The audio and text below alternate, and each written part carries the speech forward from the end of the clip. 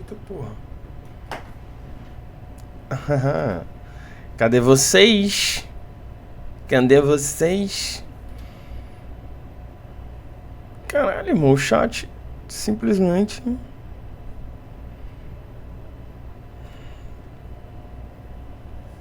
O chat já funcionando, já acontecendo. Tá ligado?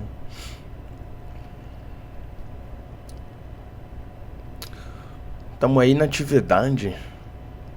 Estamos aí na atividade. Ah, canal do DG. Ana Torres. Ah, olha aí, tá todo mundo aí? Pois vamos começar, né? Vocês estão ligados que é o Elias Jabu, né? O Elias Jabu participou do Flow Podcast na semana passada. E aí resolveu falar sobre o que pensa do grupo bolsonarista de quem apoia o Bolsonaro. Quem vai botar pra gente? Maxwell. Bota, Maxwell. Maxwell, que eu mandei uma solicitação de amizade pra ele. E não é que ele não aceitou, é que ele negou a minha solicitação de amizade. Ele negou.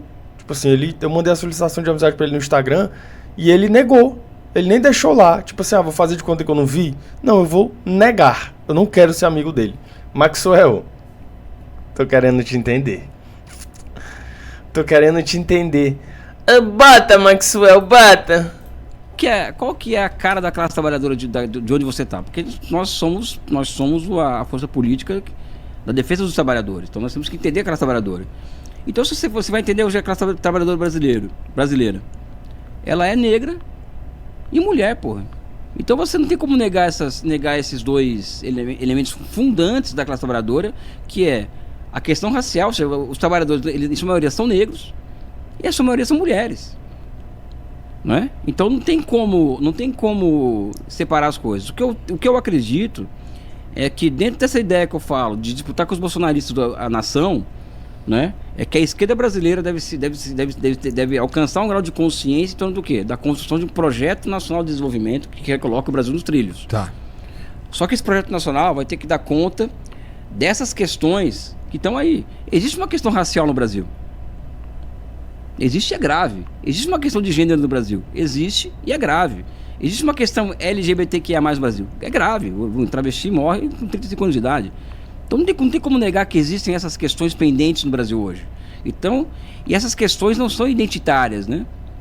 Sabe? Que identitário é um homem branco. Esse cara, esse é a pauta identitária, né? São questões civilizatórias, entendeu? Então acho que o nosso projeto nacional ele é nacional e civilizatório. E também está aí uma outra diferença com o bolsonarismo, né? Sabe? Porque eles não são só... Opa, cala a boca. Eles além de não serem nacionalistas de fato e patriotas, eles não gostam de negro, não gostam de mulher, não gostam de... Sabe? Eu vejo, por exemplo, esses influencers de extrema-direita na área de economia. Não vou citar nomes aqui. Tá. Professor Roque. Eu vejo esses influencers na área... Não vou citar nomes aqui. Professor Roque. A gente cita pra ti. Fica de boa. Fica tranquilo. Que a gente cita pra ti. Tá ligado? O bagulho é louco. O bagulho é louco, hein? Pera aí, deixa eu aumentar aqui. Porque tá muito baixo. Agora sim, meu patrão. Agora sim, meu patrão, ô. Maxwell, ô. Moleque, Maxwell simplesmente não aceitou minha solicitação de amizade, mano. Caralho, Maxwell. Foda, viu, Max? Foda, Maxwell. Foda. Homem, mulher e tal, extrema-direita, de economia. Eu duvido que prega livre mercado, bate no Lula todo dia, bate na Janja, bate, sabe, esse baixo nível, esse esgoto dentro das redes. Eu duvido que uma pessoa dessa olhe para um negro, já falei isso aqui outra vez, olha para um negro, cracudo, com 20 quilos ali na Cracolândia, e observe e vê aquela pessoa como uma pessoa igual a ela do ponto de vista biológico. Não enxerga. Isso é o bolsonarismo. Eles não enxergam porque, na verdade, eu acho que não sei. Eu acho que o Bolsonaro... Vamos falar de qual bolsonarista? Porque eu acho que tem alguns bolsonaristas, né?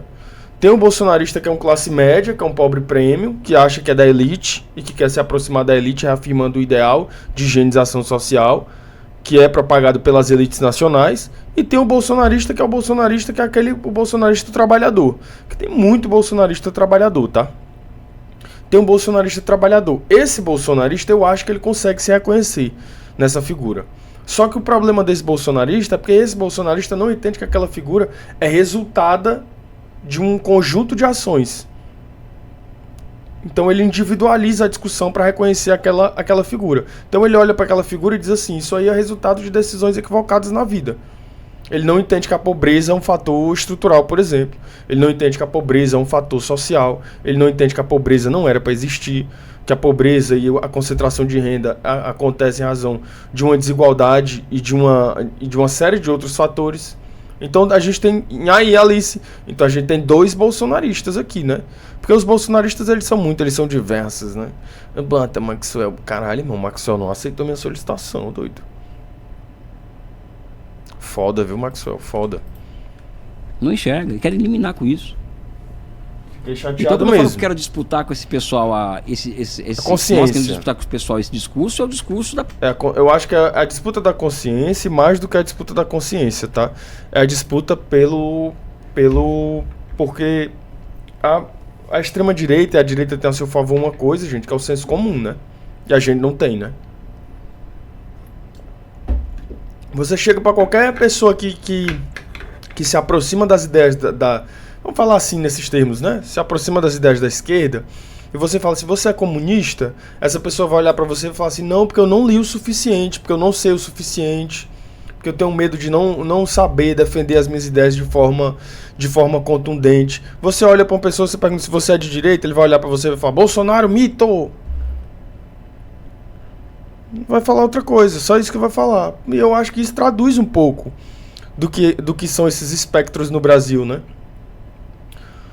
E por quê que é tão fácil alguém dizer que é de direita? Porque eles têm a seu favor uma coisa que é o senso comum, que é uma coisa que a gente não tem. Hã? Curtam a live. Pátria, da nação. E eu acho que uma das melhores maneiras, assim, o que eu mais acredito nessa vida é que a gente precisa conversar, a gente precisa debater, a gente precisa expor as ideias. E o que você está propondo, e talvez é isso que o cara gosta em tu, cara, eu quero ir lá conversar eu quero ir lá debater com esse cara os pontos, inclusive no campo que eu considero que é deles. Gente, Mao Zedong fez a sua primeira live hoje, eu acho, viu? Excelente, assistam. Né? Porque o que eu sinto tem sido uma exclusão de... não quero trocar ideia com essa galera, tô fora. Não, eu converso com qualquer um. Eu tenho um princípio comigo do seguinte, eu sou um cara resolvido do ponto de vista ideológico. Eu sou um cara que resolve com minhas convicções, sabe? Eu não coloco minha ideologia aqui na mesa, não coloco princípio na mesa, eu tô com elas aqui dentro de mim. Então isso me... Por exemplo, eu trabalhei em Xangai, trabalhei no banco, então eu era executivo de um banco multilateral, terno e gravata todo dia, falar inglês eu tenho o dia inteiro, estar ganhando em dólar, estar em altas rodas de empresários, banqueiros e tal, só que as minhas convicções se mantiveram assim, porque eu sabia de onde eu vim. Eu vim de uma família de um pai, eu acho que ele vai falar um pouco da história de vida dele. Gente, a história de vida do Elias é uma história de vida assim muito, muito, muito sensível, né, gente? Eu não sei se vocês conhecem a história dele assim, mas é uma história realmente muito sensível, sabe? Libanês, trambiqueiro, que pegava o dinheiro do aluguel para jogar no baralho, aí não pagava o aluguel, a gente era despejado. Meu pai morre com 10 anos quando eu fiz 11 anos de idade, no dia do meu aniversário. Caralho. Né? Depois meu pai morre, né? Eu vou lá ver, eu tava na escola, outro parênteses, eu tô na escola, aí bateu o carro lá na praça, e eu curioso fui lá no carro lá, na praça, vi que a batida, vi lá meu pai morto no carro. Meu Deus! Eu contei a história já no outro podcast, com os dois olhos pra fora, assim, uma cena horrorosa. Ali eu perdi a minha inocência. Deu uma semana, como meu pai conheceu a minha mãe na prostituição, minha mãe era prostituta, né? Minha mãe deu uma semana do... Salve, covarde! Samuel, você tá acompanhando aí o que tá rolando no cenário do futebol, principalmente depois dessas questões aí do Bruno Henrique, CBF, problemas com a arbitragem constante, a mídia tradicional tá, né, mais em cima da CBF e estão citando em relações da CBF com o judiciário brasileiro, e o nome que apareceu é o Gilmar Mendes e o filho dele. Você tem acompanhado isso, né? Porque virou pauta agora. Virou uma pauta porque a CBF é uma grande putaria, né? Com todo respeito aqui, mas a CBF, os presidentes da CBF, um tá preso. Um não pode pisar no Brasil, porque tá preso, saiu daqui fugido. O outro aumentou o salário dos funcionários R$210 mil, de 50 mil para 210 mil, para conseguir ter unanimidade. O outro foi banido do futebol. Gente, a CBF é uma putaria, uma grande putaria. O Edinaldo vive no Congresso sentado na mesa com os caras, porque não pode ter suspeita. Porque se tiver, vai ter investigação. E se tiver investigação, é muito complicado. Então tem que estar como? Tem que estar negociando com o político constantemente a proteção. Então, gente, assim, todo mundo sabe disso, gente. Todo mundo sabe disso, todo mundo sabe disso. E tem outra coisa. Se a informação do salário da CBF vazou, do aumento do salário da CBF vazou, é porque outras informações não podiam vazar. Tá? Porque se essa informação vazou, é porque outras não podiam vazar. Se eles deixaram essa informação vazar, é porque outras não podiam. E quais são essas outras que não podiam? Porque se eles permitiram que vazasse uma informação que foi aumentar o salário dos funcionários de 50 mil para 210 mil, que é um absurdo, porque, mas é uma empresa privada, animal, de interesse público.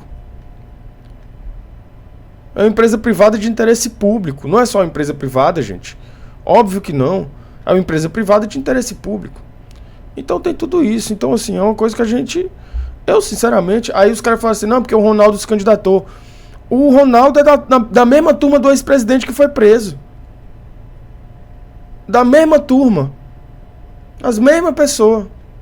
Então, gente, não sei, não tem salvação pra, infelizmente, não tem salvação para a CBF. E é muito complicado, porque se não tem salvação para a CBF é uma grande patifaria, o futebol brasileiro vai dar certo? A seleção vai dar certo? Eu acho complicado, acho muito complicado, né? Bata, Maxwell, bata. Mal Zé Djonga. Que é isso, cara, não faz isso. Teve que voltar pra vida, literalmente, isso na década de 80. Então minha mãe voltou pra prostituição para dar o que comer para mim e para minha irmã. Então, teve dias que não tinha carne em casa, não tinha ovo, sabe? E minha mãe fazendo programa, né? E eu sofrendo bullying na escola, sofrendo bullying na rua. O filho da puta, o cara, sabe, não sei o quê. Passei por tudo isso aí. E autista, também tem um grau leve de autismo. Então eu tinha um moleque que queria uma criança toda esquisita, que não tinha diagnóstico de autismo. Então não falava direito, tinha as minhas esquisitices. Então era um combo, vamos dizer assim. A vida foi foda. Sabe? E não tô aqui vitimizando, porque eu sou, sabe? Então quando eu tava nessas rodas com o banqueiro de Hong Kong, não sei o que, o presidente da Bolsa de Valores de Hong Kong, cara, bilhão. Parem de comentar um aí, por favor, tá? Eu lembrava desse lugar que eu vim aqui. Da minha mãe fazendo programa dentro de casa, minha mãe, eu dormindo na sala, enquanto minha mãe entrava com os caras no quarto, entendeu? Eu vim daqui. Entendeu? Então eu sou um cara muito tranquilo. Assim, ideologicamente eu sei de onde eu vim. Então eu converso com qualquer um. O cara de direita quer conversar comigo, vamos conversar. Acho que esse lance aqui é muito importante, porque quando o Elias está falando de ideologia, ele não está falando necessariamente de seguir uma ideia, ele está falando de uma trajetória. E eu acho que quando a gente fala, por exemplo, da classe bolsonarista, a gente fala de pessoas que não conseguem distinguir a trajetória das ideias que ocupam o lugar que essa pessoa ocupa, enquanto um sujeito, um ator social. Que é esse que eu acho que é o problema, entendeu? Quando a gente conversa com o cara e aí você pergunta pro cara qual que é a orientação política dele, ele diz que ele é capitalista. Isso é a maior atrocidade que existe. Você não é capitalista, cara. Capitalista é quem dispõe do capital. Você é um trabalhador que defende o capitalismo, mas você é um trabalhador. Você não é capitalista. Então essa dissonância de se reconhecer na ocupação de um determinado lugar social e passar a se reconhecer como um ator social, é o que eu acho que produz essas anomalias de identidades no Brasil. De repente você tem um fudido, carrega com uma mochila nas costas, que trabalha 12 horas por dia, 14 horas por dia em cima de uma moto, e você chega pro cara e o cara diz, eu sou capitalista. Não, cara, tu não é um trabalhador, cara. Fala, Samuel, boa noite. Como tu tá? Eu consegui entrar no SESI da Parangaba, aqui de Fortaleza, e eles têm uma proposta que até no final do ensino médio a gente entrega meio que um TCC. E o meu tema escolhido foi estudar pessoas com neurodiversidade, sobretudo pessoas com descalculia. E eu queria recomendação de bibliografia, livros, que possa me ajudar a essa minha pesquisa. E como tu entra um pouco nessa área, eu queria saber se você tem alguma recomendação.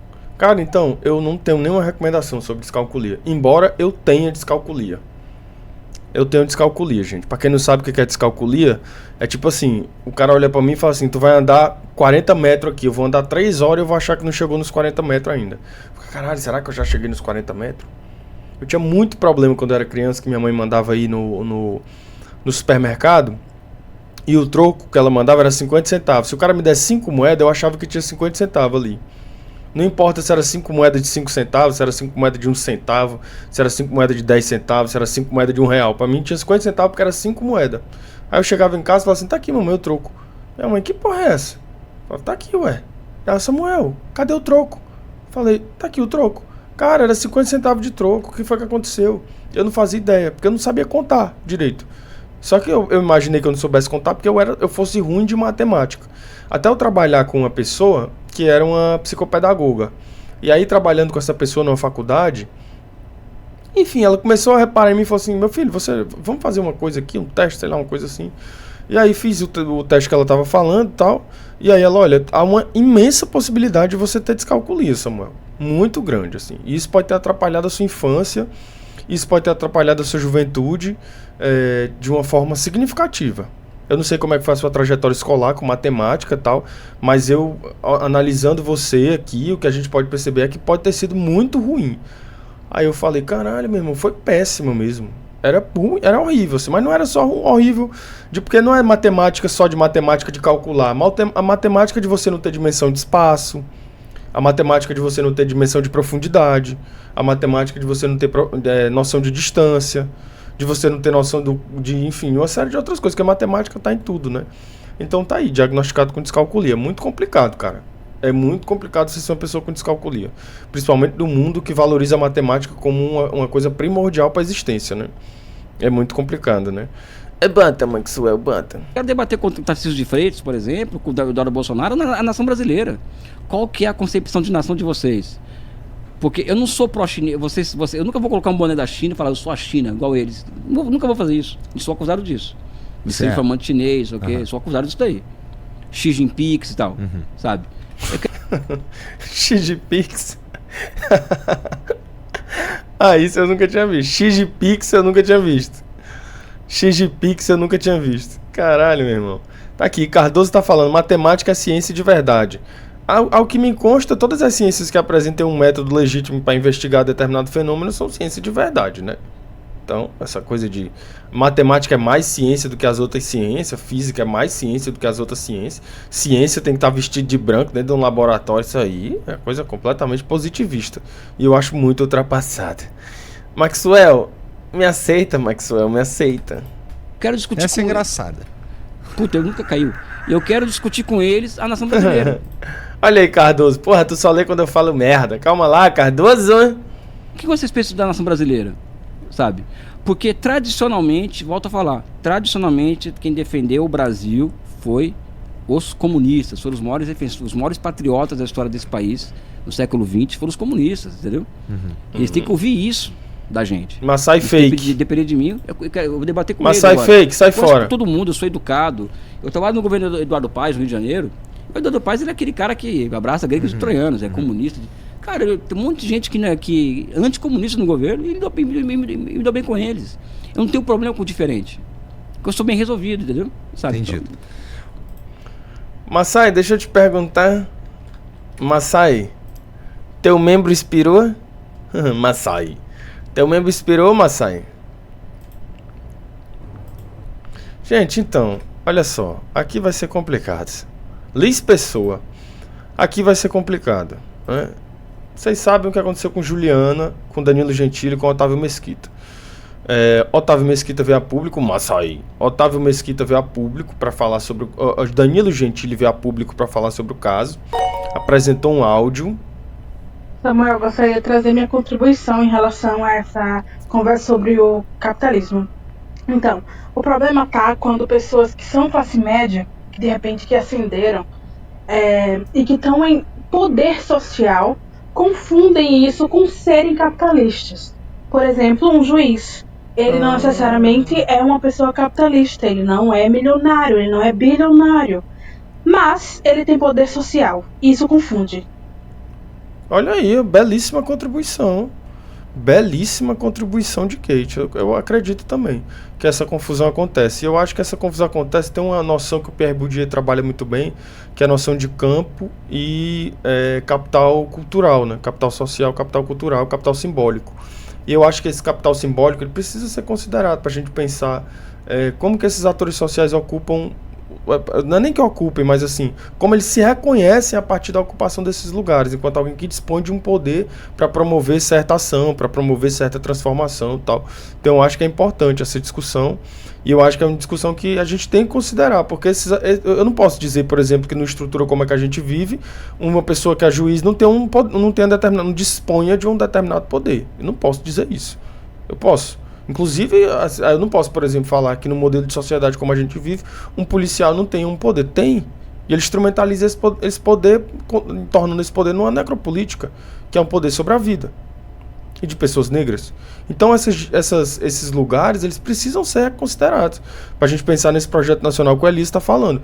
Mas não só nele, para a gente pensar quais são as tensões que ocupam, que marcam o território brasileiro, né? E aí, possivelmente, se resultar na necessidade, que eu acho que é o que que é pacífico entre nós, né? Que é a necessidade de reconfiguração do modelo de gestão da vida social. Para reconfigurar esse modelo, todas essas tensões precisam ser apontadas, precisam ser descritas, entre outras coisas, né? Boa noite, Samuel Santana. Elias Jabu comunista é meu bilu na sua pista?